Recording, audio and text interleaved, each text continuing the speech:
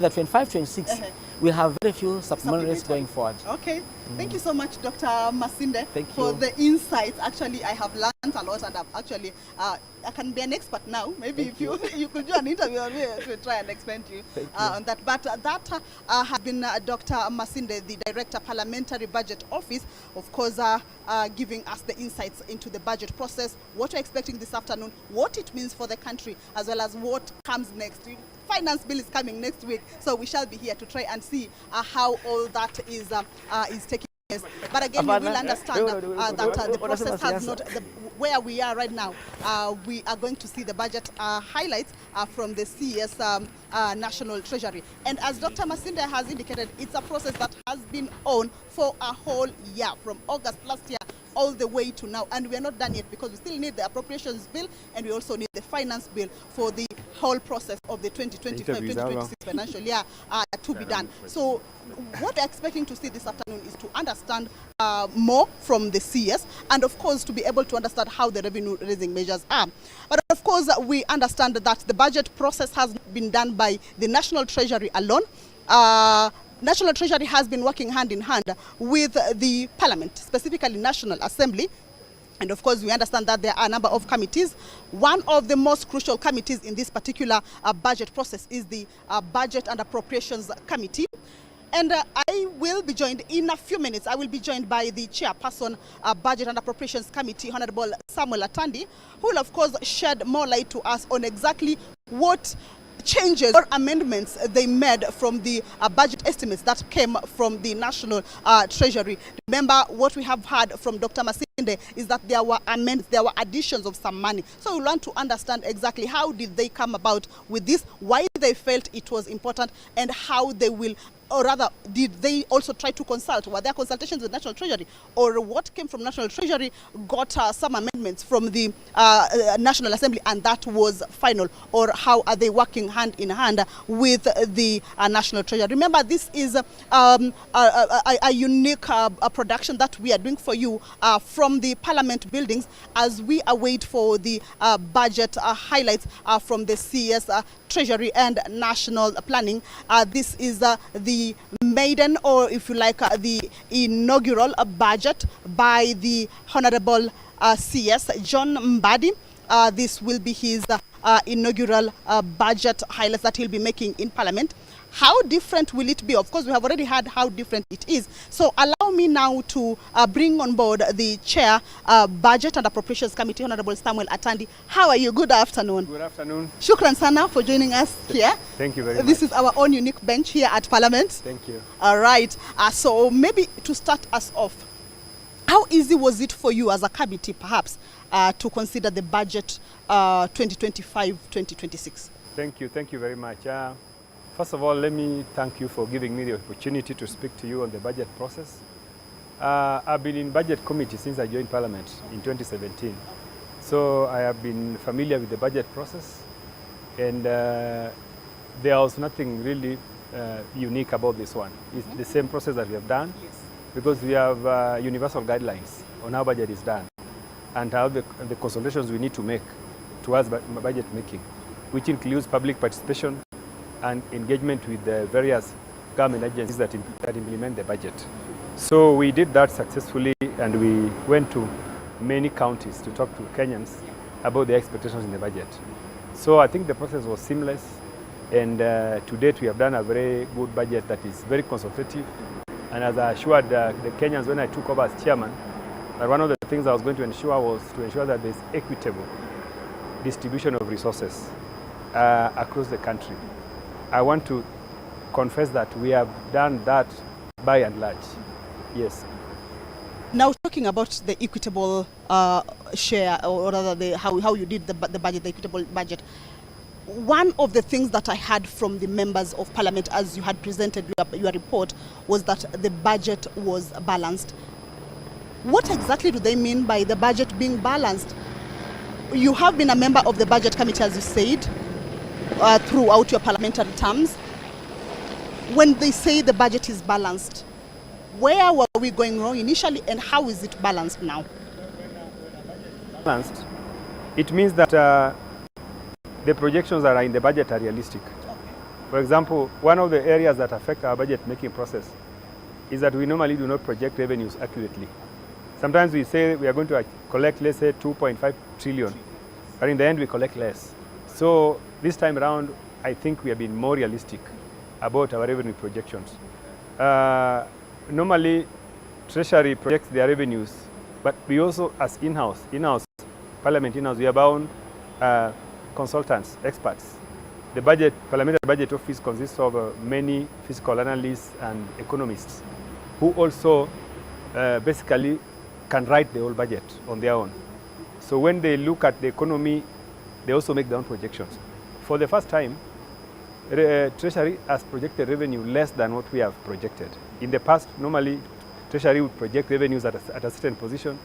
Then when the report comes, our own parliamentary team says, that is over projection. But for the first time, what Treasury projected is less than what we projected. So, and normally our projection is always accurate. What we project as Parliamentary Budget Office, in the end, is what normally KRA collects.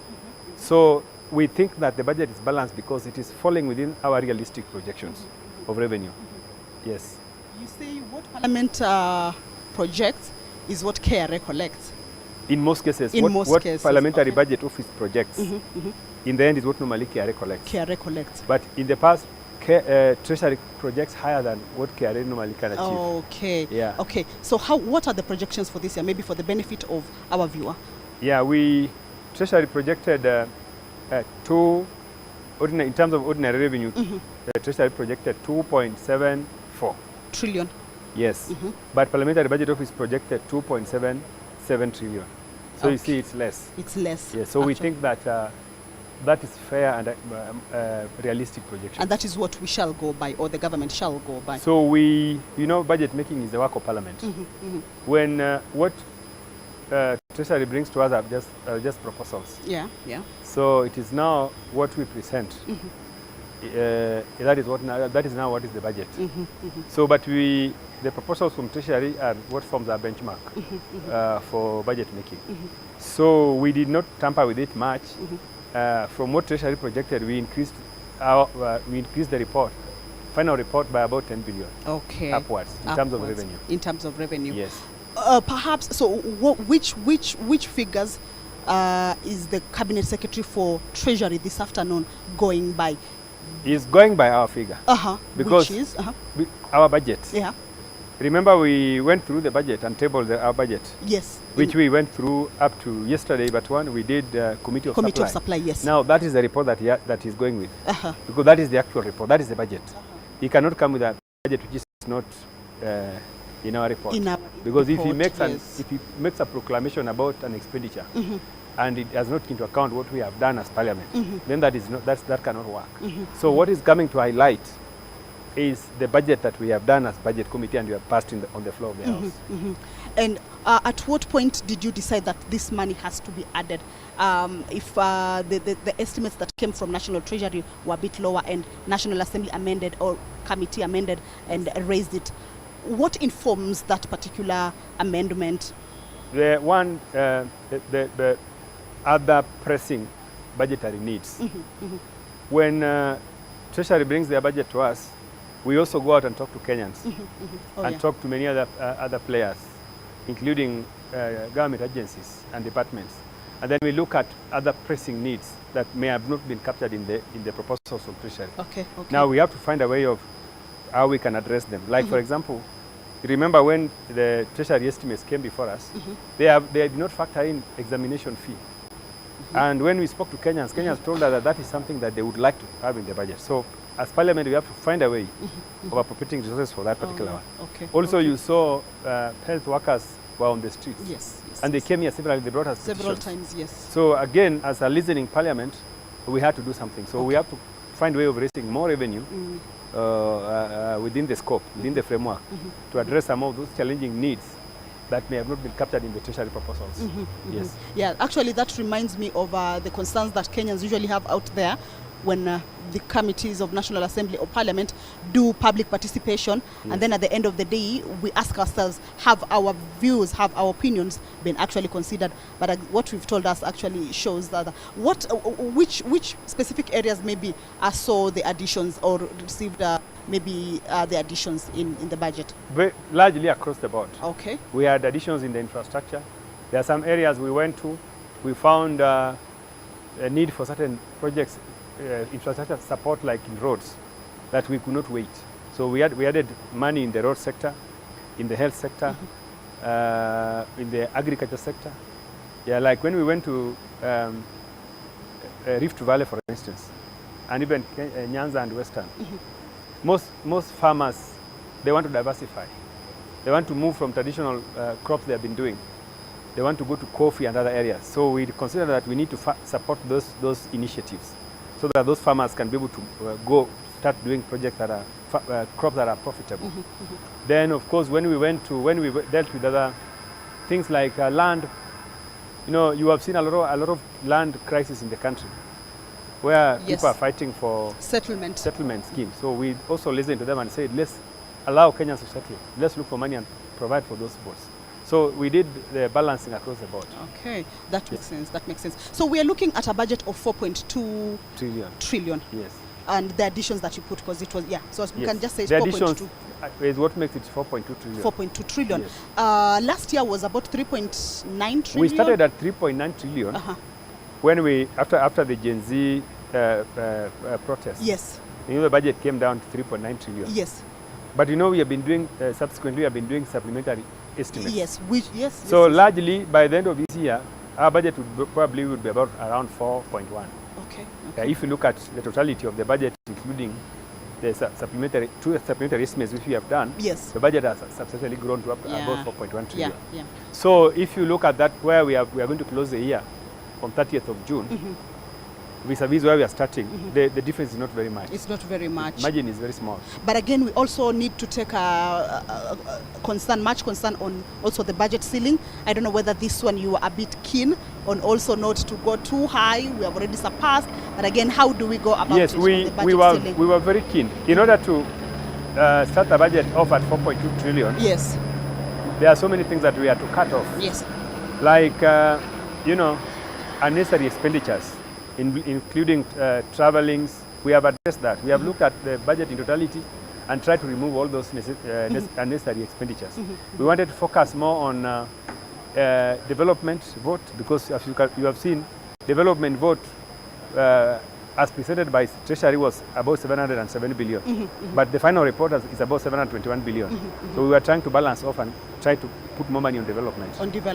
But did we achieve it still? Yes, we did. We have grown the development vote from 707 to 721 billion. We've grown it by about 15 billion. 15 billion? Yes, yeah. Oh, right. Just by reallocating resources. The resources. And taking off resources from other sectors that are not necessary. Okay, but still our expenditure is still high compared to the development in terms of percentage. Expenditure is, yes, because you see, out of a 4.2 trillion budget, development takes 720 billion. The biggest expenditure actually is debt repayment. Because interest on debt alone is about 1 trillion. Oh, okay. So that's the biggest problem. That's actually the biggest problem. In the budget. Okay. So now we talk about debt, and I understand that you now want to reduce external borrowing. This particular next financial year, the budget targets to reduce on external borrowing and focus more on domestic borrowing. Is that the case? I don't think that's the focus. The fiscal deficit of about 867 billion.